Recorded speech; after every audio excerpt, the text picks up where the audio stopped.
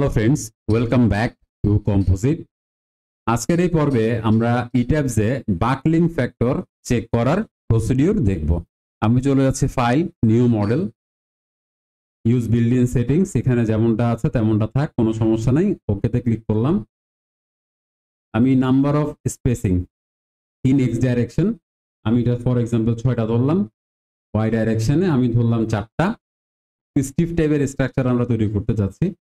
X ডাইরেকশনে আমরা নিচ্ছি 16 ফিট, ওয়াই ডাইরেকশন আমরা নিচ্ছি 18 ফিট। বটম স্টোরি হাইট আমি নিয়ে নিচ্ছি 8 ফিট। টিপিক্যাল স্টোরি হাইট আমি একটু বাড়িয়ে 15 ফিট ধরি। এখানে আমি নাম্বার অফ স্টোরিজ দিলাম 10। ওকে, বেসিক্যালি বাকলিংটা গভর্ন করে তখনই যখন স্টোরি হাইটটা বেশি হয়। যে সমস্ত বিল্ডিং আমরা রেসিডেন্সিয়াল কাম কমার্শিয়াল ফ্যাসিলিটিরা রাখি, সেখানে কিন্তু কমার্শিয়াল ফ্লোরগুলোতে ফ্লোর হাইটটা বেশি প্রোভাইড করতে হয়। ওকেতে ক্লিক করলাম এবং সেই ক্ষেত্রে মূলত এই যে বাকলিংটা গভর্ন করে। তো যাই হোক, এখন আমি এখান থেকে যেটা করব সেটা হচ্ছে সবার প্রথমে ফাইলটাকে সেভ করব। হ্যাঁ, আমি এটা 1 দিয়ে সেভ করলাম। ডিফাইনে চলে যাব, ম্যাটেরিয়াল প্রপার্টি, অ্যাড ম্যাটেরিয়াল। এখান থেকে আমি কনক্রিট নিয়ে নিলাম, কনক্রিট 3000। ওকে, আমি এখান থেকে লিখে দিচ্ছি সি 3000। ওকেতে ক্লিক করলাম, অ্যাড নিউ ম্যাটেরিয়াল। এবার আমি এখান থেকে রিবার নিয়ে নিচ্ছি, রিবার 60। ওকেতে ক্লিক করলাম, রিবার 60। ওকে, ওকেতে ক্লিক করলাম। এবার আমি চলে যাচ্ছি define section property, frame section, delete multiple properties, এগুলো সব ডিলিট করে দিব। এখান থেকে আমি একটা রাখবো, delete. Add new property, concrete, আমি এখান থেকে নিয়ে নিচ্ছি সি, আমি 30/30 ধরে কাজ করি। হ্যাঁ, এখান থেকে আমি রিভার কনক্রিট 3000 নিয়ে নিলাম, 30/30। প্রপার্টি মডিফায়ার্স, এখানে আমি যেহেতু সার্ভিস কন্ডিশনে এই চেকটা করতে চাচ্ছি, আমি এখানে এক্সিস 2 এবং এক্সিস 3 এর রেসপেক্টে মোমেন্টের ভ্যালুটা 1ই রাখছি, অর্থাৎ যেমনটা আছে তেমন। রেইনফোর্সমেন্ট বাই ডিফল্ট সে ইট্যাবস 60 গ্রেড স্টিলই কনসিডার করে, সো এখানে হাত না দিলেও চলে। যাই হোক, যেহেতু আমি ডিফাইন করেছি সেহেতু আমি এখানে একটু মডিফিকেশনটা করলাম। এবার বিম ডিফাইন করতে হবে। আমি বিম নিতে যাচ্ছি 12/24।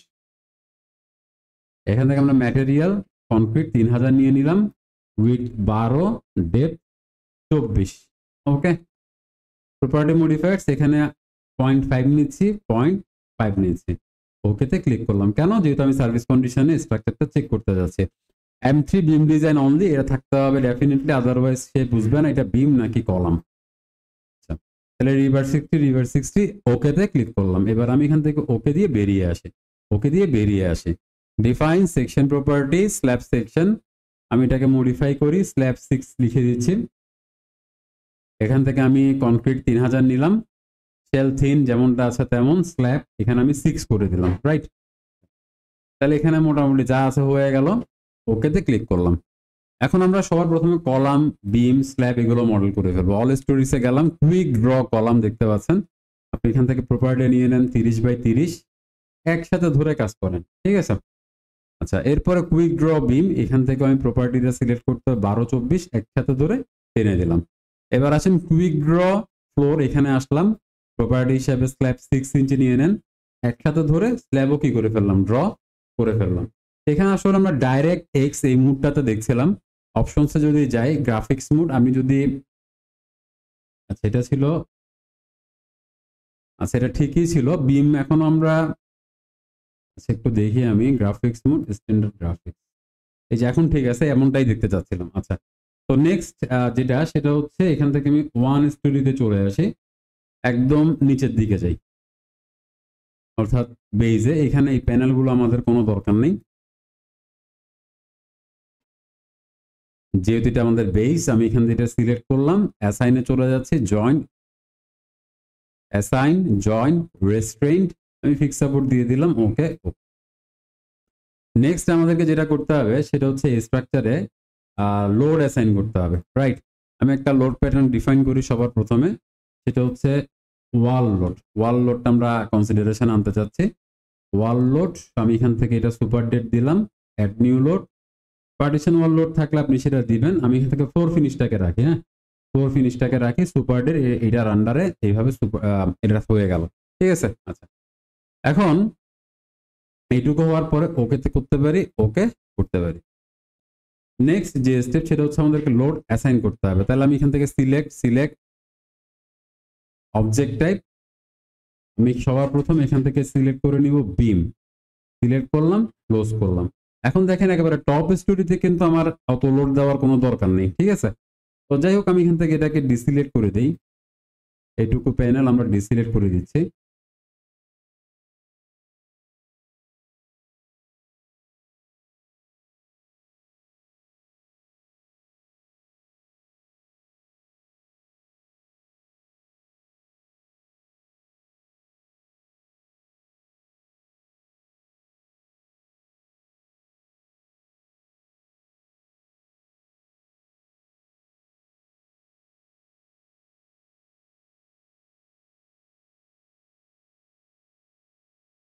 আচ্ছা, তাহলে এটা ডিসিলেক্ট করলাম। এবার আমরা ইউনিটটা একবার চেক করি, ম্যাট্রিক অ্যাসাইতে যাব, assign frame load distributed.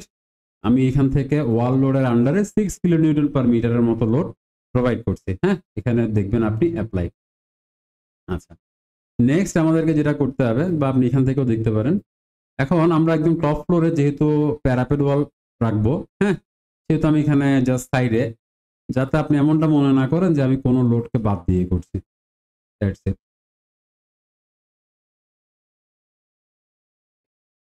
Right, এখন এখানে ওয়াল লোড আমি সে এখানে 2.5 এই পরিমাণ দিচ্ছি, অ্যাপ্লাই করলাম, ওকে করলাম। এখন এই ওয়াল লোড তো আমরা দিয়ে দিলাম, পার্টিশন ওয়াল লোড দরকার নেই, ফ্লোর ফিনিশ। তাহলে ডিফাইনে গেলাম, সেকশন প্রপার্টি, আমরা চলে যাব সিলেক্ট অবজেক্ট টাইপ, এখান থেকে আমি 4 নিয়ে নিলাম, সিলেক্ট করলাম, ক্লোজ করলাম, অ্যাসাইন শেল লোড ইউনিফর্ম, আমি এখান থেকে ফ্লোর ফিনিশ হিসেবে সে 1.20 দিয়ে দিয়েছে। আপনি এখান থেকে চাইলে একেবারে টপের, হ্যাঁ, টপ ফ্লোরটা আপনি চাইলে ইগনোর করতে পারেন, রাইট।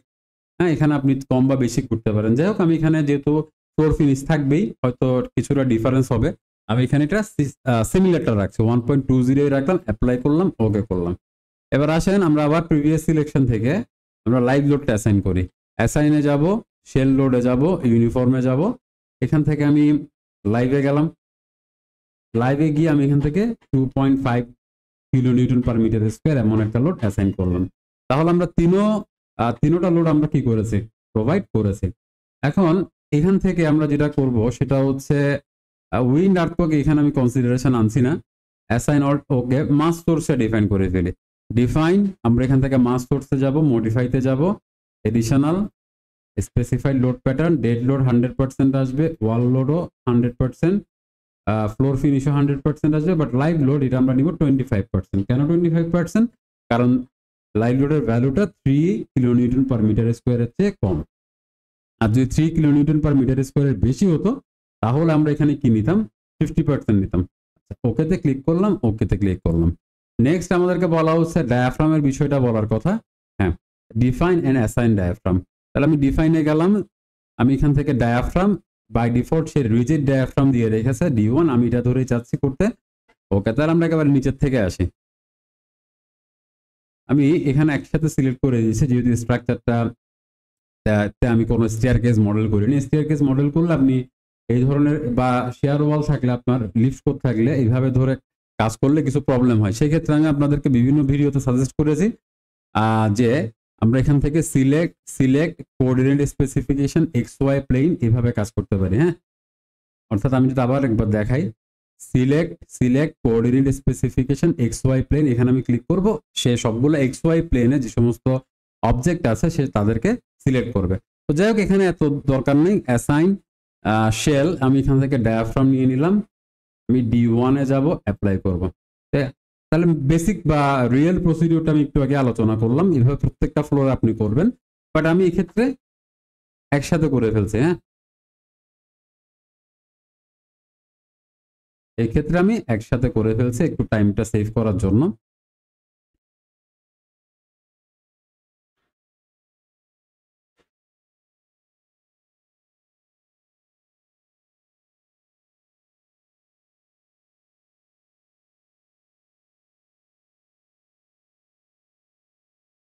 আচ্ছা, তাহলে আমরা ডায়াফ্রাম ডিফাইন করলাম, অ্যাসাইন করলাম। এখন আমাদেরকে ম্যাচ করতে হবে সিলেক্ট অবজেক্ট টাইপ। আমি এখান থেকে নিয়ে নিচ্ছি ফ্লোর, সিলেক্ট করলাম, ক্লোজ করলাম। Assign shell floor auto mesh auto cookie cut, আমি এখান থেকে 600 mm নিয়ে নিলাম, অ্যাপ্লাই করলাম, ওকে করলাম। ঠিক আছে, তাহলে আপনি এখানে দেখতে পাচ্ছেন যে কুকি কাট কথাটা সে দেখাচ্ছে। তো নেক্সট স্টেপ হচ্ছে আমাদেরকে লোড কম্বিনেশন। এখানে হ্যাঁ, লোড কম্বিনেশন ডিফাইন করতে হবে, কোনো ওয়ার্নিং আছে কিনা দেখতে হবে। Define load combinations add default combo frame concrete frame design convert to user editable, ওকেতে ক্লিক করলাম, ওকেতে ক্লিক করলাম। এখন আমরা কি করতে পারি, স্ট্রাকচারে কোনো মডেলিং এ কোনো এরর আছে কিনা সেটা চেক করার জন্য অ্যানালাইজে যাব, চেক মডেলে যাব, সিলেক্ট করলাম, ওকে করলাম। তাহলে সেই কোনো ওয়ার্নিং থাকলে সেটা আমাদেরকে দেখাবে, আর যদি ওয়ার্নিং না থাকে তাহলে সেই ক্ষেত্রে আমরা কি সামনের দিকে আগাতে পারি। আচ্ছা, এখন এটা আমি স্ট্রাকচারটাকে অ্যানালাইসিস করি। একটা বিষয় একটু বুঝবেন, আমরা বলেছি আমরা এখানে বাকলিং ফ্যাক্টর চেক করব। তো বাকলিং ফ্যাক্টরটা কি? বাকলিং ফ্যাক্টরটা হলো ল্যামডা। এটাকে যদি আপনি মাল্টিপ্লাই করেন অ্যাপ্লাইড লোড দিয়ে, অ্যাপ্লাইড লোড, তাহলে আমরা যা পাবো সেটাকে আমরা বলছি বাকলিং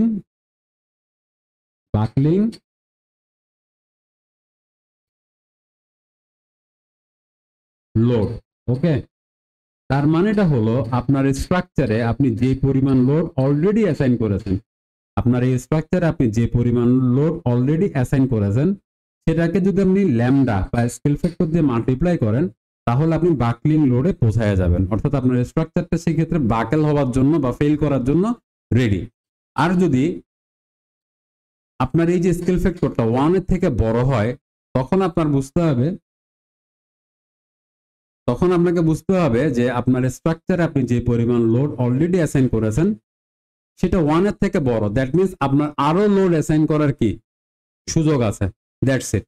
অর্থাৎ যদি সোজা ভাষায় যদি বলি, স্কেল ফ্যাক্টর যদি 1 এর থেকে বড় হয় তাহলে বুঝবেন আপনার স্ট্রাকচারটা সেফ।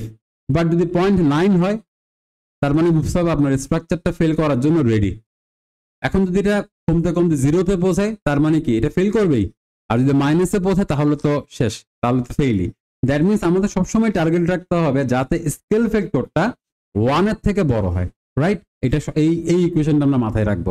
ঠিক আছে, আচ্ছা, এখন আমরা স্ট্রাকচারটা অ্যানালাইসিস করে ফেলেছি। আমরা এখন চলে যাচ্ছি ডিসপ্লে শো টেবলস। এখান থেকে আমি স্ট্রাকচার আউটপুট আদার, আচ্ছা এখান থেকে আদার আউটপুট ইনফরমেশন, এটা আমি গেলাম। এখানে বাকলিংটা আমি এখনো ডিফাইন করিনি, এটা আমার একটা মিস্টেক ছিল, আমি জাস্ট ওয়ার্নিং আছে কিনা সেটা দেখতে চাচ্ছিলাম। তাহলে আমি এখন কি করব, ডিফাইনে যাব, লোড কেসে যাব, এখান থেকে আমি অ্যাড নিউ কেসে গিয়ে আমি বাকলিংটা নিয়ে নিব।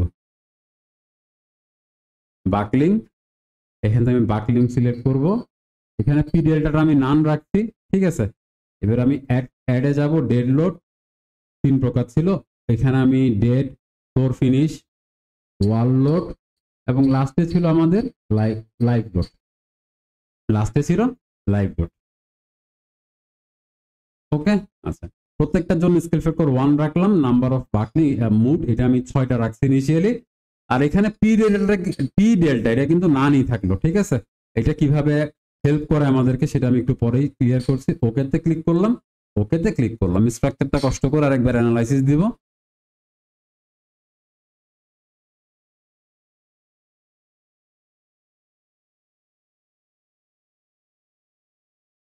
তাহলে বাকলিং চেক করার সময় আমাদের টার্গেট থাকবে আমরা কিভাবে স্কেল ফ্যাক্টরটাকে 1 এর চেয়ে বড় রাখতে পারি। ওকে, এখন আমি চলে যাচ্ছি এখান থেকে display show tables, structure output, other output, buckling factor, okay করলাম। আর সেখানে দেখেন প্রত্যেকটা স্কেল ফ্যাক্টর 1 এর চেয়ে বড়। হ্যাঁ, যেটা একদম সর্বনিম্ন সেটাও কিন্তু কি 17.625, 17.625, এটা একটা আমি লিখে রাখি 17.625। আচ্ছা, এখন আমি কি করব, পি ডেল্টাটাকে কনসিডারেশন আনবো, দেখি কি রকম কি ইফেক্ট করে। আচ্ছা, আর একটা বিষয়, আপনি যদি এখানে ডিসপ্লেতে গিয়ে শো ডিফর্ম শেপ দেখেন, এরপর যদি আপনি এখান থেকে বাকলিং এর রেসপেক্টে আপনি যদি দেখতে চান যে এখানে আসলে কেমন ডিফরমেশন হচ্ছে, সেটা আপনি দেখতে পারবেন। এরপর আপনি যদি চান ডিসপ্লেতে গিয়ে আপনি ডিফর্ম ফোর্সেস ডায়াগ্রাম, হ্যাঁ, অর্থাৎ হচ্ছে আপনি ফোর্সটা যদি দেখতে চান, যেমন হতে পারে এক্সিয়াল লোড, এটা আপনি এখান থেকে সব চেক করতে পারবেন। আচ্ছা, এখন আমি মডেলটা আনলক করে দেই। এবার আমি ডিফাইনে যাব, লোড কেসে যাব, বাকলিং মডিফাই করব। মডিফাইতে গিয়ে আমি এখান থেকে বেসড অন লোড করে দিলাম, ডেড লোড 100% দিলাম, এটা 1.2 দিই। পিরিয়ডটা যেহেতু আমরা করছি মডিফাই, ডেড লোড, এরপর আমি ওয়াল লোড, ফোর ফিনিশ এবং লাইভ লোড। লাইভ লোড নিব কত, 0.5, ঠিক আছে, অ্যাড করলাম, ঠিক আছে, ওকে। এখন দেখেন তো পিরিয়ডটার ফলে কি হয়, এই ভ্যালুটা কমে নাকি বাড়ে। পিরিয়ডটা এবার আমরা কনসিডারেশনে নিয়ে আসছি। তো ইরেগুলার শেপ স্ট্রাকচার হলে আমরা এমনিতেও পিরিয়ডটা কনসিডারেশনে আনি। প্রথম আমি না কনসিডারেশনে না এনে দেখিয়েছি, এবার আমি এনে দেখাচ্ছি এবং দুইটার মধ্যে ডিফারেন্স কি আসে সেটা বুঝতে চেষ্টা করছি।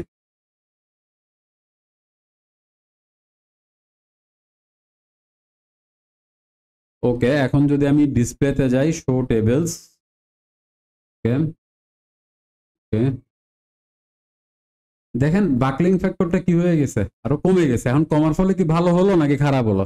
আসলে বিষয়টা হচ্ছে কমার ফলে কি হলো, আমার স্ট্রাকচারটা আরো 1 পরিমাণ লোড, হ্যাঁ, ক্যারি করার সুযোগ তার কমে গেছে। এটা আসলে দ্যাট মিন্স হেল্প করতেছে না, এটা মূলত বাকলিংকে হেল্প করতেছে, আমাদেরকে হেল্প করতেছে না, এটা মূলত হেল্প করতেছে বাকলিংকে, ঠিক আছে।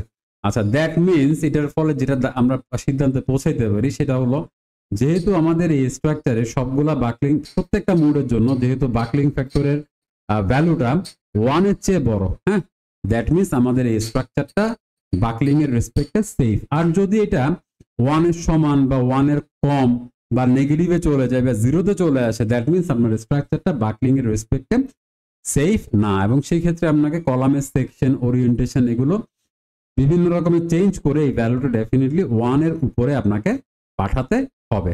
দ্যাট মিন্স ফাইনাল কথা হলো, আমাদের টার্গেট থাকবে আমাদের স্ট্রাকচারে বাকলিং ফ্যাক্টরের ভ্যালুটা যেন 1 এর থেকে বড় হয়। তো আজকের পর্বে এতটুকুই, দেখা হবে আগামী পর্বে। ভালো থাকবেন, ধন্যবাদ।